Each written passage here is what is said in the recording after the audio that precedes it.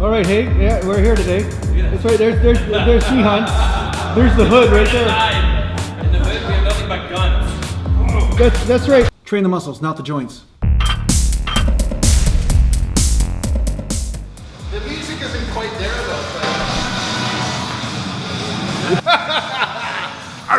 though. No, I will not cut that out. That's good family home entertainment right there. So welcome to another live workout. We got Nihan here, we got Glenn, we got Wayne, we got a few people in the gym here. I will be doing cuts and edits, so it's an almost live workout, but I'll do cuts and edits to relieve the boredom, you know, so there's no dead time. And at the same time, if there's incriminating video of somebody that doesn't want to be in the video, I have to cut that out, obviously, for legal reasons. But yeah, here we are. I'm gonna do some chest and back and some upper body, because I train legs 3 days in a row. So I'm just gonna be doing upper body workout today. So those of you that have bought the 2-day split workout, I'm going to be doing different variations of that 2-day split. So you start with A, then B, then C, and D, and whatever, because I'm going to be messing around with different rest times and all this kind of stuff that gets your body used to being frequent and used to training frequently, okay? So the programs are going to ease you into this, so that way it's not too much of a shock to the system. And by doing this, then I'll be able to ease you into full body workouts and all this without it being too much of a shock as well. So I will be organizing all this, and I'll have a certain order for you guys to get the programs for those of you that do want them, okay? So thanks to you guys that are supporting the channel by, you know, buying programs or donating or whatever it is you're doing, buying t-shirts and stuff. But anyway, I'll continue to provide this stuff for cheap and easy for you guys, so that way you don't have to feel like you're spending a mortgage payment in order to actually just learn how to train, right? So anyway, here we go. Let's start with some bench. I'm on live workout. This is live workout today. Are you sure you know? This is live workout, so I want to make sure you don't jump in front of the camera because I don't want you ruining my shot. Right? I don't want to lose all my subscribers just because you just walk in the shot and that's it. YouTube channel's like the Titanic, right? YouTube channel. Boom.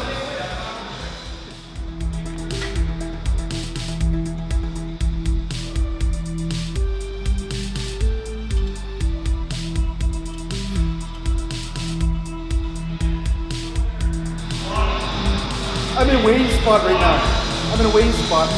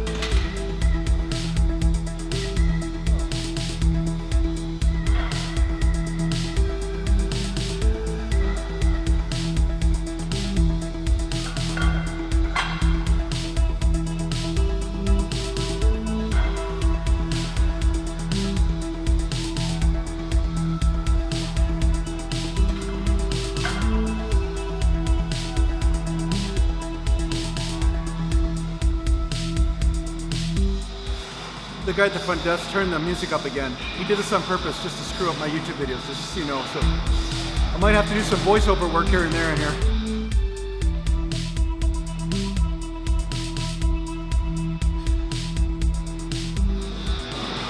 So nice and easy.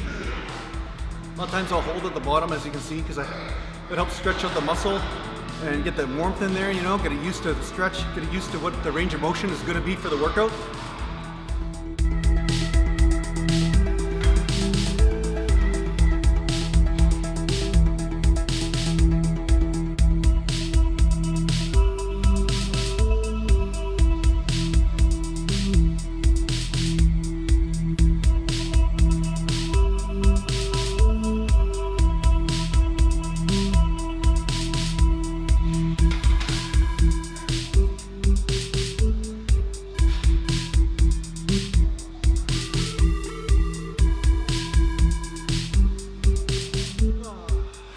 after getting a flu, it took me a little bit to get my strength back.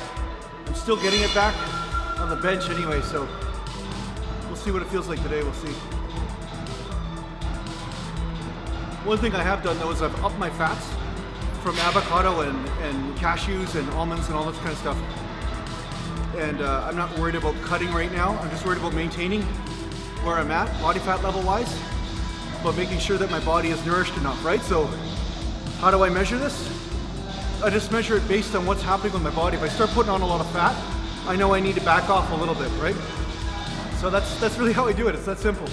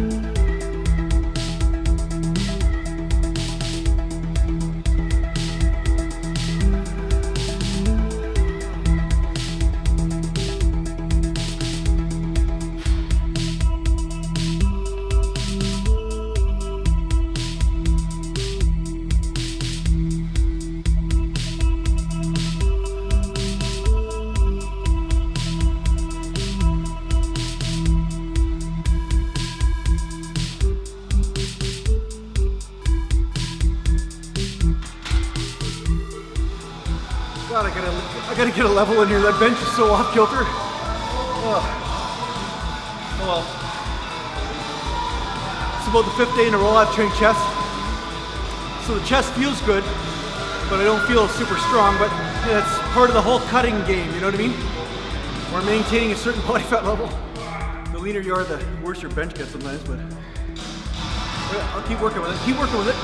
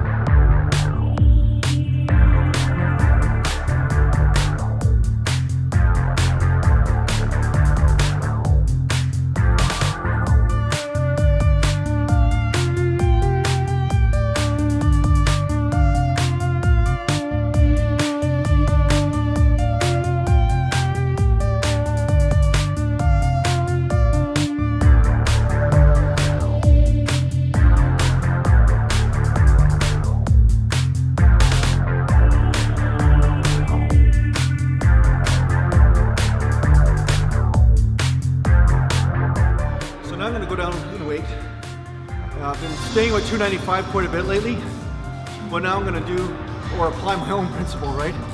I'm gonna go down a little bit of weight and rep out and see how this affects my next bench workout, right? Because like I said, sometimes you can overtrain the same pathway and you kind of hit a wall, right?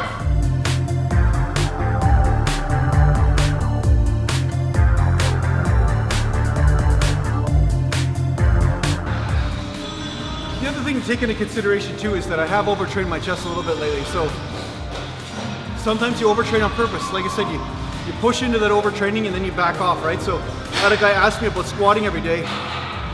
If a person could squat every day and then kind of mess around with the feedback and the biofeedback they're getting, you know, respond to what's happening, then sometimes you can try super high frequency, super high volume, like all this kind of stuff, and see what happens and then respond, right? So now that my bench is not going up, it's kind of staying the same, if not going down after I got the flu, of course.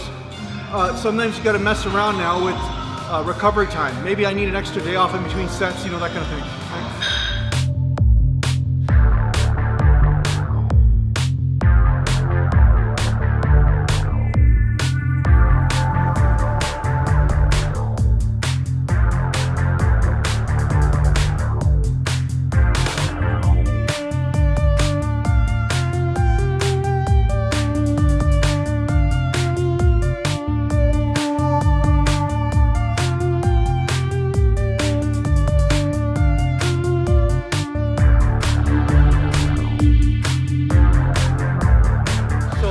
can get 16 reps of that if I'm fresh, but after doing 2 heavy sets, then of course my reps are gonna come down, right?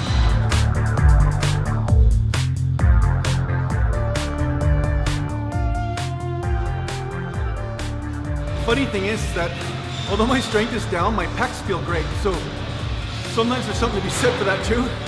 Because sometimes when you train and you're not fully recovered, you're always in a perpetual state of soreness. And the body is adapting, getting bigger, but you might not necessarily ever be at your strength peak because you're not fully recovered, right?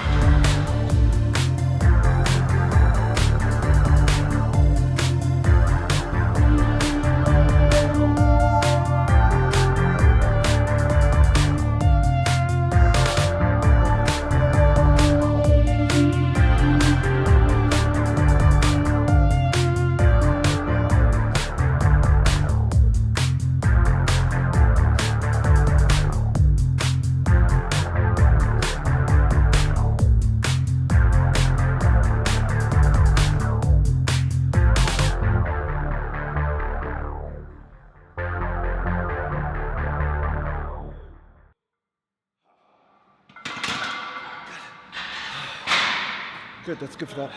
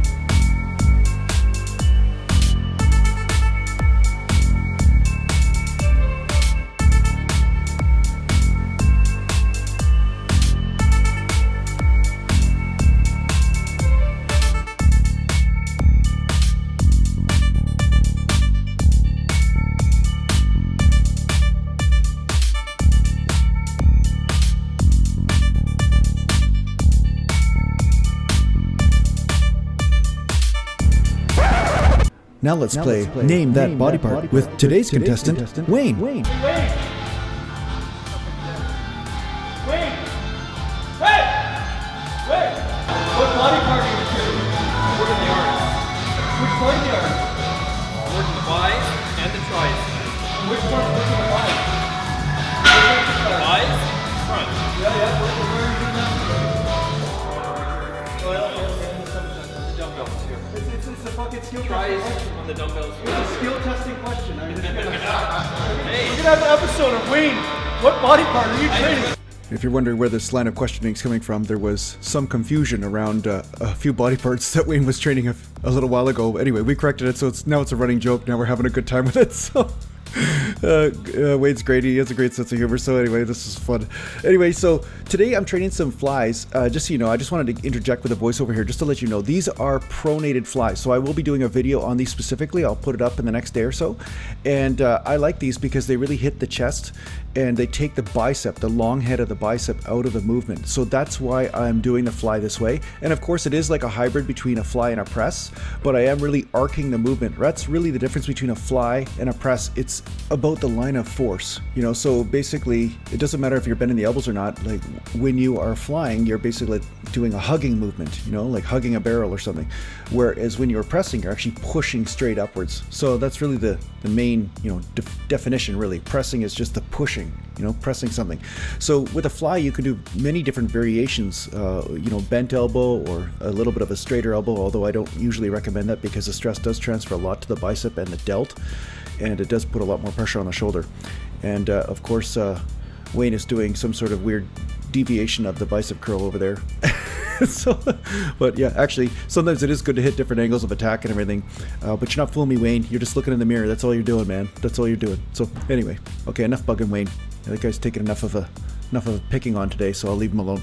So anyway, yeah, so this is basically it. Try this type of fly out. I will have a video on it, like I said. Basically, this does help take the long head of the bicep out of the movement, and by doing so, you may feel a little bit more chest activity from it. So that's why I'm playing around with this right now, and I have noticed some results. I have noticed a little bit of a pull in the chest in different areas, and that's really what I'm going for. Like I've talked to you guys about, I'm trying to bring that chest up to really, accentuate the entire physique here. I'm trying to build a sculpture here. But anyway, yeah, try this out. See how it works for you.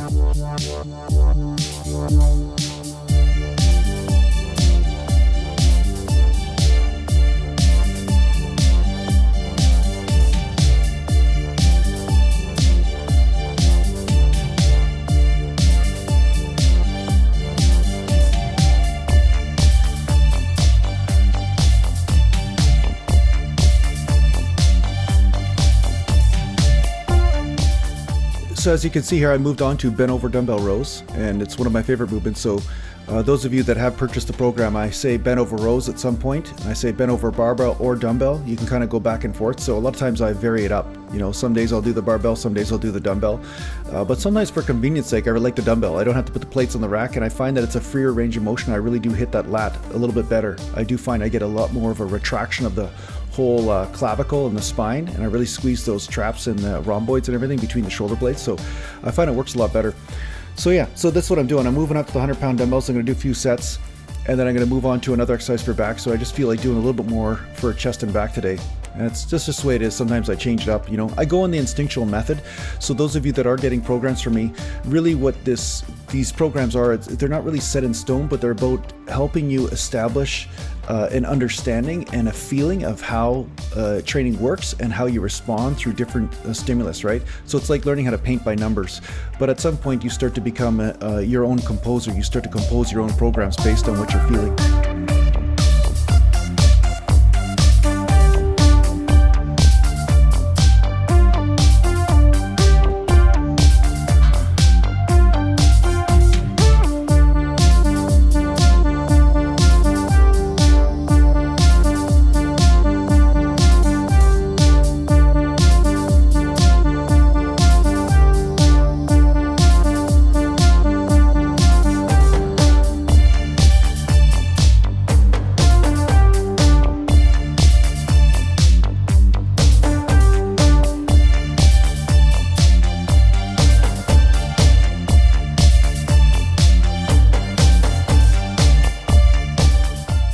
So today I'm doing 3 sets with the 100-pound dumbbells. I'm going to stay at 100 pounds because I like the way it feels today. I'm really getting a good contraction and a good feel in the back and in the lats and everything.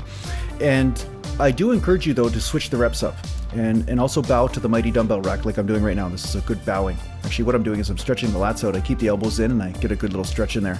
It's just a quick one, right? So if you're going to really do a formal stretch, I would say, hold it for about 30 seconds to a minute, if not longer, in stretches, if you really want to be effective there. But sometimes I do it almost like, I just go on feel. Once again, it just is comfortable, just stretched out and then, stand and pose again, stand back and pose. But anyway, what I was saying is, it's important for you to vary the reps up on every exercise. And every time you do vary the reps up, such as with bent over dumbbell rows, like say with the 100s, I feel certain parts of my back with the 100-pound dumbbells.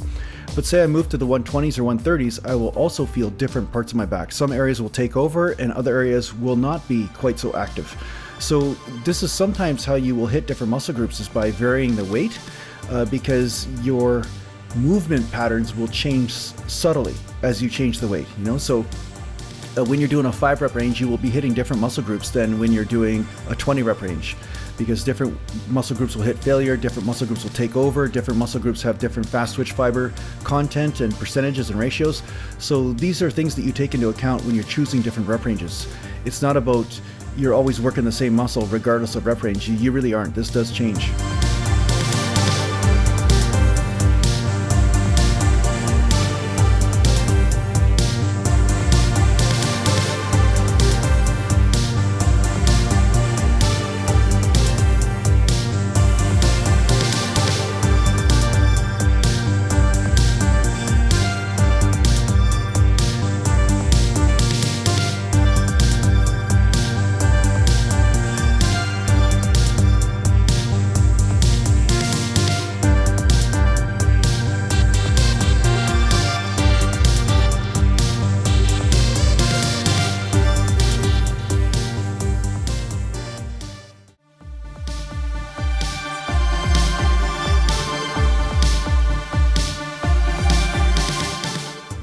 So now I started with some seated rows, and as you can see, I just keep the constant tension on that back, right? I'm just pulling the shoulders back. It's not about how far you come. I try not to lean forward. I try to keep that back arch the whole time and just keep that tension on the lats and on the shoulder blades, right? So a lot of you guys have seen me do this. It's not really a long range. Some people try to put it into a row like rowing a boat, you know, where you lean forward. And the difference is when you lean forward, if you start to round the lower back, your lower back will start to have a little bit more tension put on it. And some of that tension actually starts to transfer the stress from the lats onto different parts of the body. And my whole point here is to keep that tension on the area that I want to force into adaptation. And that's my upper back and my lats, right? So that's why you see this constant tension method that I use on these seated rows.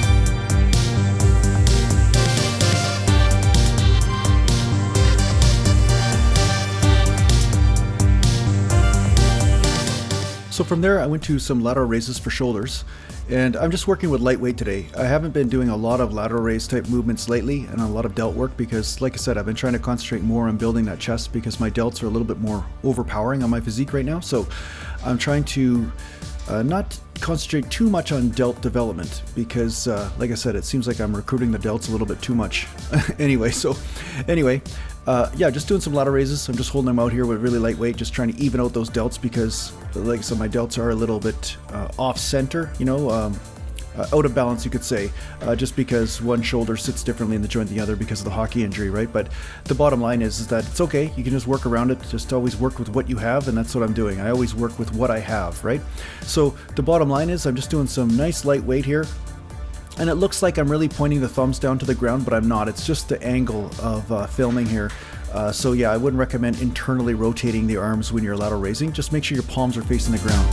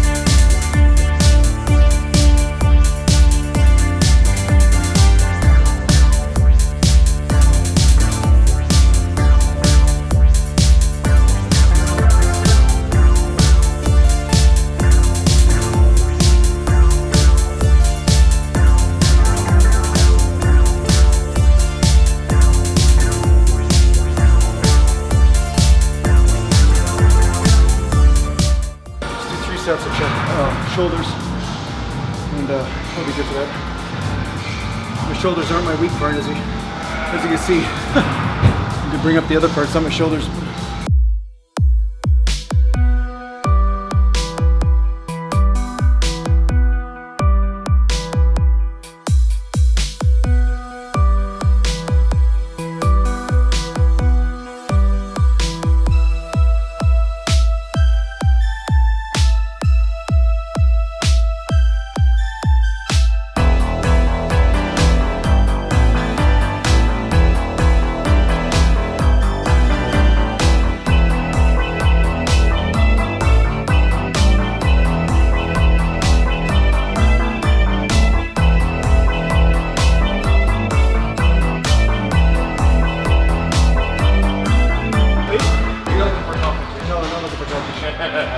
Well, maybe I am, but I don't know who you're talking about.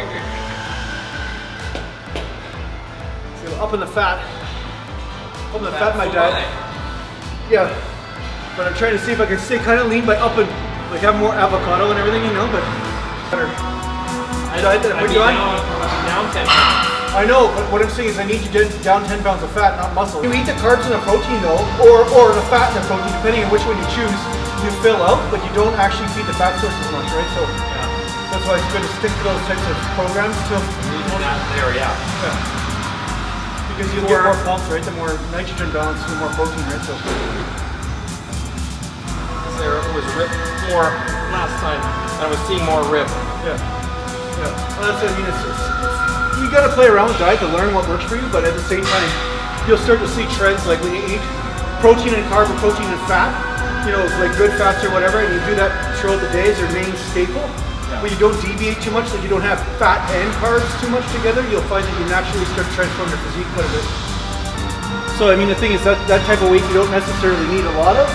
You need a little bit of a buffer, but not too much, right? So, once you start putting on a little bit of fat, then you know that you got to cut back on some of your energy calories from somewhere, right? So, that's kind of what I'm doing, right? I'm watching. I'm like, okay, am I getting a little fatter? Okay, to make sure I don't go beyond. I need that little bit of fat because I'll run out of gas at work. I need to have that carb at work, otherwise I just... Well, you can have carb or fat, but not both. That's what I'm saying. You can't have granola bars, straight table sugar, straight carbohydrate, and fat.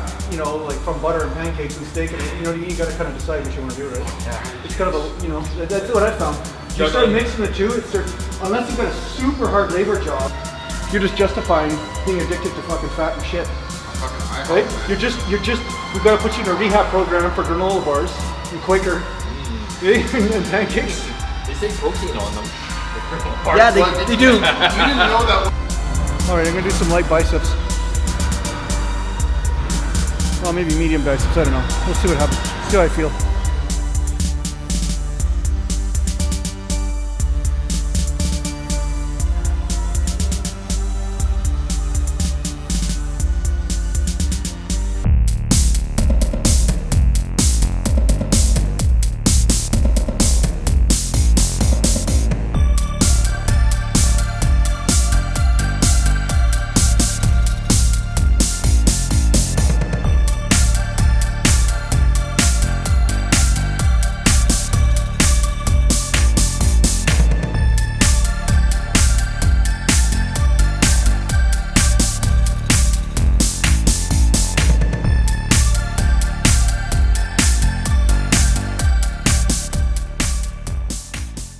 Hey Glenn, how come you're following me around the gym so much? Everywhere I go, you're just in the background, just trying to get some 5 minutes of fame because your agent hasn't given you any background work lately. Is that what it is? Hey, trying to be famous on Jason's YouTube channel? Hey? Yeah, I think that's what it is. Oh, there he is. Okay, he got caught. See, he just walked away. Anyway, you guys are seeing me do some dumbbell curls here.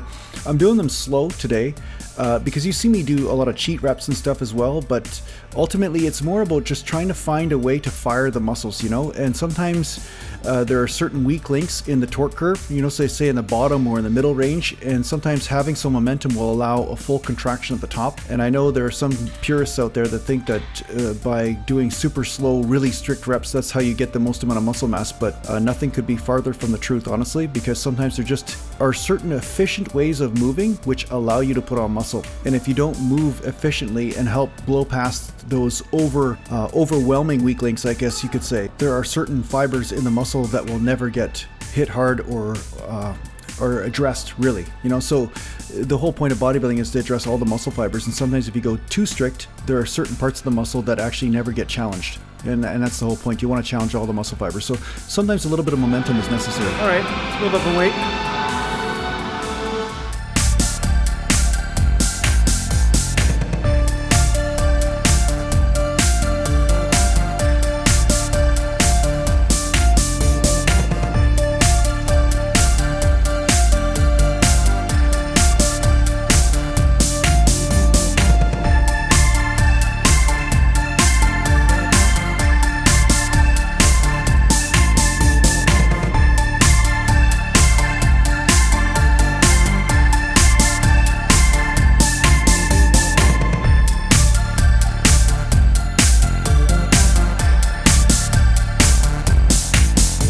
So here I'm doing some eccentrics or some slow reps, some slow negatives, you could say.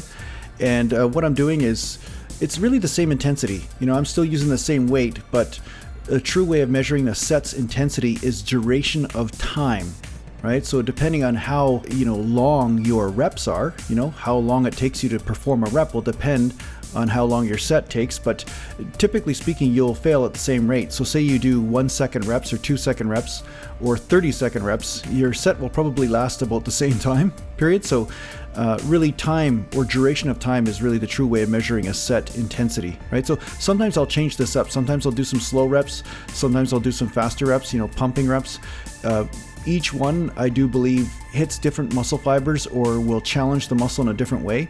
And of course, my challenge is, because of my bicep injury from 15 years ago, is to constantly establish that mind-muscle connection with different parts of that bicep that I've become kind of disconnected from because of the injury, right? So yeah, these are different techniques to establish that mind-muscle connection.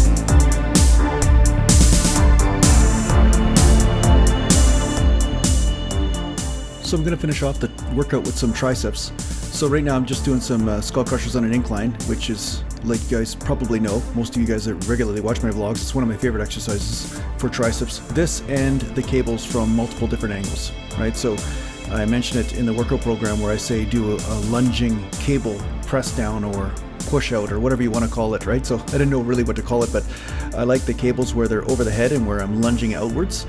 And basically, anything that helps you keep the tension on the muscle belly of the tricep and keeps it off the elbow and off the shoulder joint is great, because you want to constantly keep that tension on the muscle and not have it transfer to and from the muscle, like muscle, then shoulder joint, then muscle, then the instability in the elbow or whatever.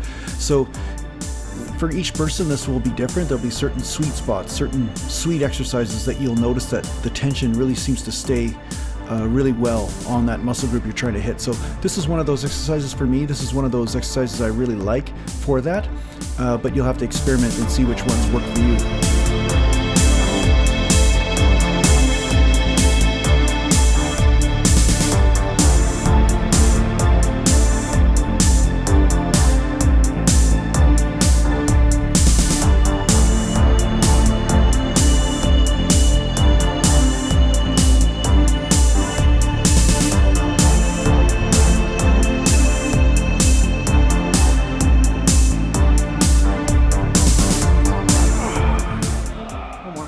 There's some cables.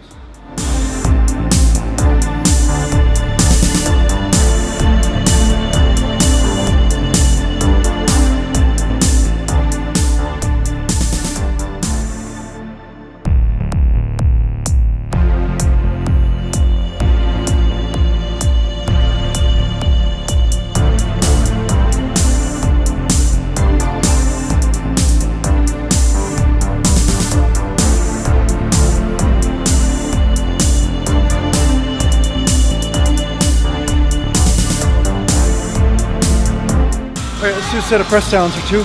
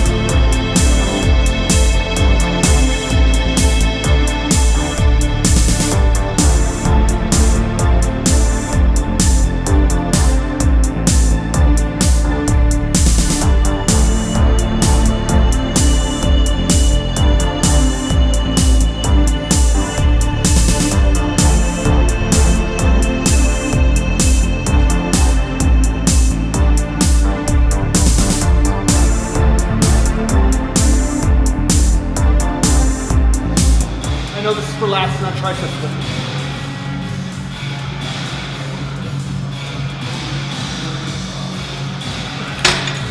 I'm gonna fire the shoulder a bit.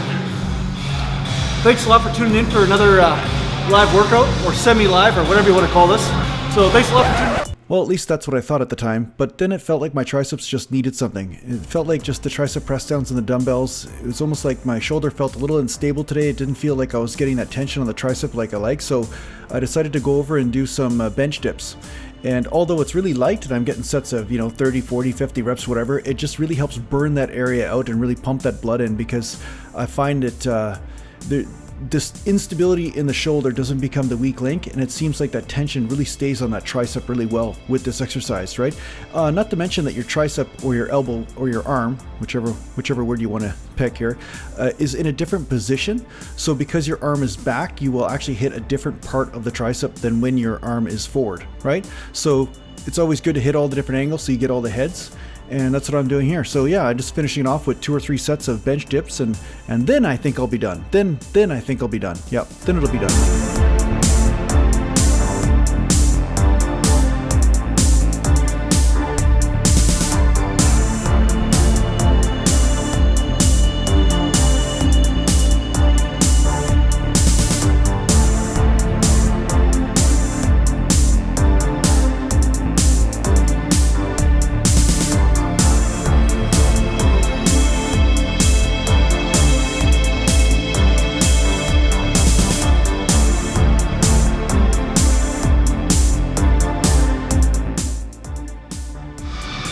That's it.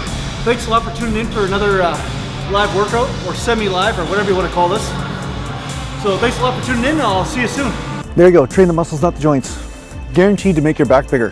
Guaranteed.